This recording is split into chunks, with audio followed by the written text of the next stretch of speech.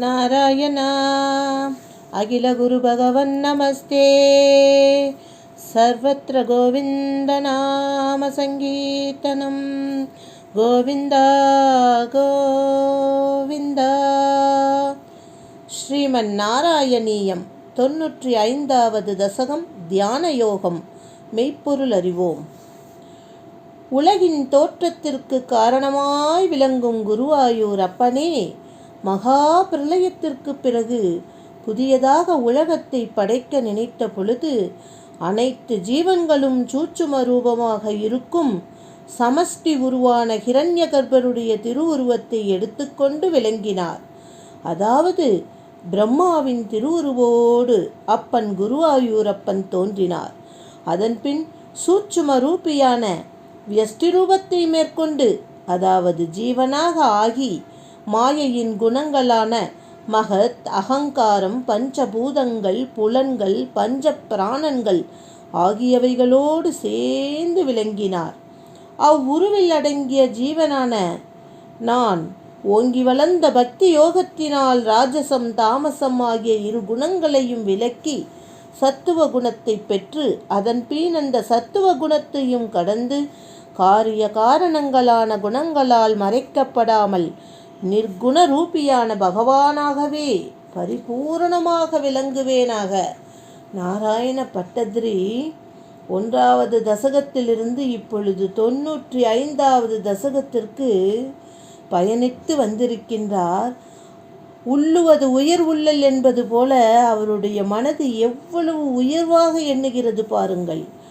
அந்த பகவானின் சத்துவகுணத்தை பெற்று பகவானாகவே பரிபூர்ணமாக விளங்குவதற்குரிய அருளை எனக்கு தர வேண்டும் என்று குருவாயூரப்பனிடம் வேண்டி கேட்டுக்கொள்கிறார் என்றும் சொல்லலாம். இல்லை, அப்படி இல்லை, குருவாயூரப்பனை வணங்கி பணிய வைக்கிறார் என்று கூட பொருள் கொள்ளலாம். எல்லையற்று எங்கும் நிறைந்து விளங்குபவரே, ஏதோ ஒரு சமயம் சத்துவ குணம் மேலோங்கி இருக்கும்போது நுகர்பொருட்கள் குறையுடையன, விஷயானுபவங்கள் தோஷமுடையன என்று அறிந்திருந்த போதிலும் மறுபடியும் ஏதோ காரணத்தினால் தாமச ரஜோகுணங்கள் மேலோங்கி உலகியலில் விஷய சுகங்களில் ஈடுபாடு தடுக்க முடியாமல் போகிறது. ஏனெனில் சித்தம் அப்பொழுது குணங்களுடன் இணைந்து விடுகிறது. ஆகவே மோட்சமடைவதற்கு அந்த குணங்களையும் மனத்தையும் தடுப்பதற்கு முக்குணங்களையும் 3 நிலைகளையும் கடந்த 4வதான பகவான் குருவாயூரிடத்திலே செலுத்துகின்ற பக்தி ஒன்றுதான் துணையாக அமைகிறது என்று ஹம்ச உருவத்தில் தோன்றிய பகவானே சனகாதி முனிவர்களிடம் எடுத்து கூறியதை நானும் கேட்டேன்.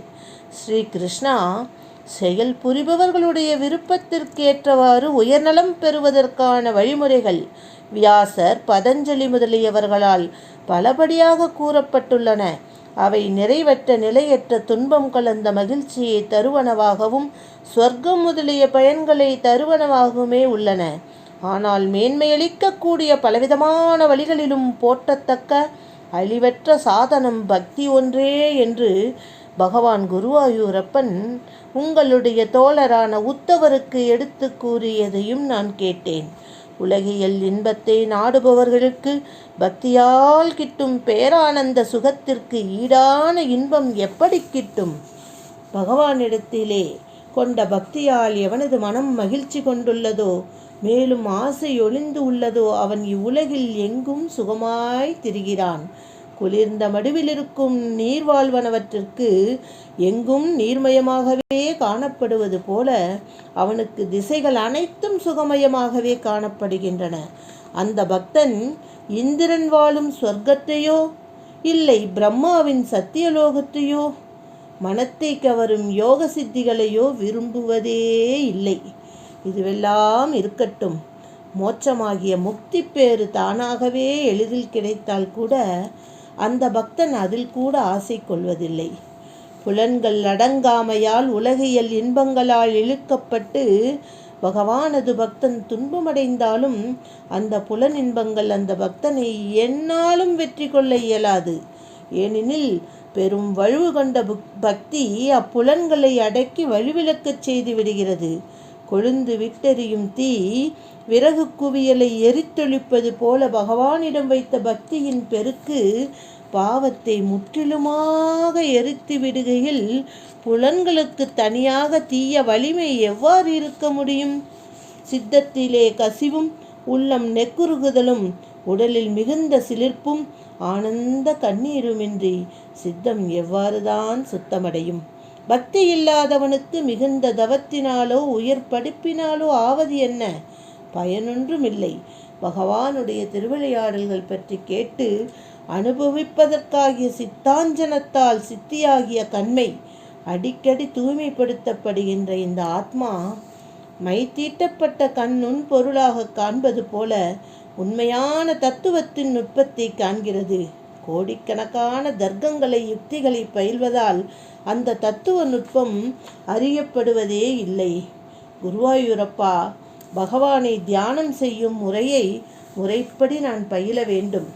அதாவது உடல் வளையாமல் சமமாக நிமிர்ந்து வைத்துக்கொண்டு பத்மாசனம் முதலிய சுகமான எளிமையான ஆசனத்தில் அமர்ந்து மூக்கின் நுனியை, அதாவது இரு புருவங்களின் நடுப்பாகத்தை பார்த்து கொண்டு பூரகம், கும்பகம், ரேஷகம் முதலியவற்றால் மூச்சுக்காற்றை ஒழுங்குபடுத்தி கீழ்நோக்கி இருக்கும் இதயத்தாமரையை தியானத்தின் வலிமையால் மேல் நோக்கியதாக ஆக்கி அதன் மேல் சூரிய மண்டலம், சந்திர மண்டலம், அக்னி மண்டலம் ஆகியவற்றை ஒன்றன் பின் ஒன்றாக தியானத்திலே நிறுத்தி முடிவிலே அக்னி மண்டலத்தில் நீருண்ட மேகம் போல ஷாமல வண்ணனான மனம் கவரும் அழகிய திருமேனி பிடித்த பகவானை தியானம் செய்வேனாக.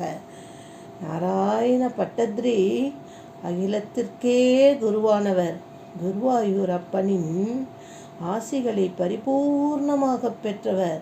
குருவாயூரப்பன் நாராயண பட்டத்திற்காக தலையை சாய்த்து அவர் எழுதிய தசகங்களை கேட்டு மகிழ்ந்தவர். அப்பேற்பட்ட நாராயண பட்டத்ரி வேண்டுவதெல்லாம் அவருக்காக மட்டுமல்ல, அகில குருவான நாராயண பட்டத்ரி நமக்காகவும் தான் இங்கே இத்தனை படிநிலைகளை தியானம் செய்ய பயன்படுத்தி கொள்ளுங்கள் மக்களே என்று எடுத்துரைக்கின்றார். குருவாயூரப்பா, பகவானுடைய கேசம் எப்படி இருக்கிறது தெரியுமா? நன்கு கருத்து மென்மையாக விளங்குகிறது. காதில் மகர குண்டலங்கள் அழகுடன் ஒளிர்கின்றன. உள்ளமோ புன்னகையால் கசிந்து கனிந்து உள்ளது. கௌஸ்துப மணியின் அழகிய ஒளியால் சூழப்பெற்ற வனமாலை, பெரிய பெரிய நல்முத்து மாலைகள் ஆகியவற்றால் மனம் கவரும் வண்ணம் குருவாயூரப்பன் இருக்கின்றார். திருமார்பிலே ஸ்ரீவத்சம் எனும் மச்சம், நீண்ட திருக்கரங்கள், மென்மையான திரு உதரம், அருகிலே பொன்மஞ்சள் பட்டாடை, அழகிய தொடைகள், தாமரை போன்ற அழகிய திருப்பாதங்கள். இவ்வாறு அழகுற விளங்கும் பகவானே, உன்னை நாங்கள் தியானிக்க வேண்டும். ஈசனான ஸ்ரீ குருவாயூரப்பா, தங்களை தியானம் செய்வதிலேயே உற்சாகம் கொண்ட என் மனதை பகவானுடைய திருமேனியின் ஒவ்வொரு அவயவங்களிலும் லயிக்கச் செய்வேன். அதிலும் அழகுமிக்கதும் புன்வருளிப்பதுமான திருமுக மண்டலம் ஒன்றிலேயே நிலைநிறுத்துவேன் என்று நாராயண பட்டத்ரி பகவானை அவ்வளவு நம்பிக்கையுடன் தியானிக்கின்றார். அப்படி நிறுத்திய பின் சச்சிதானந்தமயமாக உள்ள அத்வைத ரூபமான பகவானுடைய திருவுருவில் மனதை கரைத்து வேறொன்றையும் சிந்தித்திரியாது இருப்பேன். இவ்வாறு மேன்மேலும் முயற்சி செய்து தியான யோகத்தை கைவரப் பெறுவேன் என்று சத்திய பிரமாணமே செய்கின்றார். எப்பொழுது புலன்களுக்கே உரிய பொருட்களில் பற்று கொள்வதில்லையோ, கர்மங்களிலும் பற்று கொள்வதில்லையோ, அப்பொழுது எல்லா சங்கல்பங்களையும் துறந்தவனான அவன் யோகரூடன் என்று கூறப்படுகிறானே. முரணை கொன்ற குருவாயூரப்பா, இப்படி பகவானை தியானிப்பதற்கான தியான யோகத்தை முறைப்படி பயிற்சி செய்யும் பொழுது அனிமா முதலிய என் வகை சித்திகளும் வெகு தொலைவில் பேசுவதை கேட்கும் திறனும் வெகு தொலைவில் நிகழ்வதை காணும் திறனும் முதலிய சித்திகள் நான் முந்தி என்று என்னிடம் வந்தடையும். ஆஹா, எவ்வளவு அழகு பாருங்கள்!